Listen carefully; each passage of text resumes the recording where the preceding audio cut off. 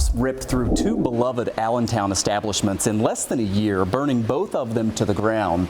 Mulligan's Brick Bar and the Old Pink, of course, housed historic buildings, but a lot of memories inside as well, right? And there are questions about what's going to happen with all the mementos that were not destroyed and memories that you might have. Not only for those two bars, but also a lot of old buildings throughout the city of Buffalo that have either been condemned or demolished due to a lack of care. Joining us live here tonight to talk about all this are Melissa Brown, the Executive Director with the Buffalo History Museum, and Dennis Maher, Director of Assembly House and UB Architecture Professor. Thanks to both of you for coming in. Appreciate it. Sure. Melissa, tell me about this effort, and I know especially with Brick Bar, I mean, it's been in the news all this week, figuring out what to do with the building. But this is really about less the building and more the memories and the artifacts and what you can save, right? Yes, so thank you. And we had been reached out to shortly after the fire had started to say, like, this looks like it's going to be pretty devastating, and will the museum be able to be supportive? And honestly, you know, in these instances, there isn't a lot even in the interior that can be salvaged, but what are the pieces that can be, that really hold those vessels to carry the story forward? And Buffalo has such a interesting built environment that, you know, physically holds these stories, but also these pieces hold the stories as well. Yeah, Dennis, I know you've been working with Melissa and the folks at the History Museum here. Tell us how you envision this project sort of moving forward.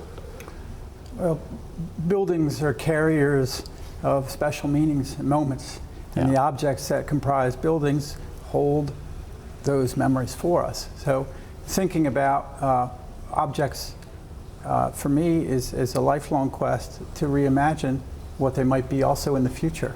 So as an artist, I make things from found objects and places from found objects. So working with Melissa and the History Museum, we're interested in considering, well, what does it look like a long-term project to reimagine these relics of the past that are lost to instances of destruction? Yeah. And I think it's exciting to try to think about objects in a new way.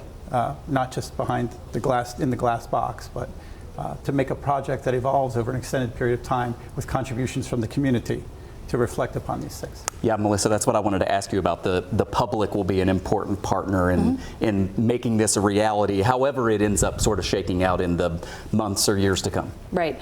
And, you know, the museum, the History Museum, has typically not been a proactive collector. And, you know, one of the challenges that's hard to explain is our mission is to be responsible for carrying the story, even the story of what's happening now. So really since the pandemic and certainly most recently with the burning of the Pink, we've had these contemporary collecting initiatives where people can comment and provide stories and submit them electronically, and there's more of a digital collection. And then with working with the city of Buffalo on this particular project, there's, you know, drone footage and press releases and in coverage about the event itself that becomes its own history.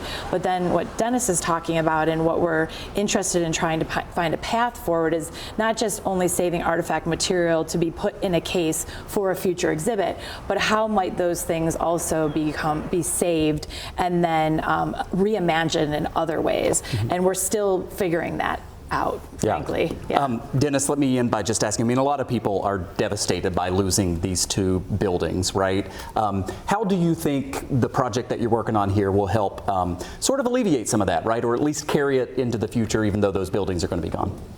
Well, it's very sad to see the destruction of buildings. It's incredibly sad, and we certainly sympathize with all those involved in that. And I think in time, maybe the objects can provide windows of opportunity to have a new vista into memories that one thought they had and ones that they might have in the future.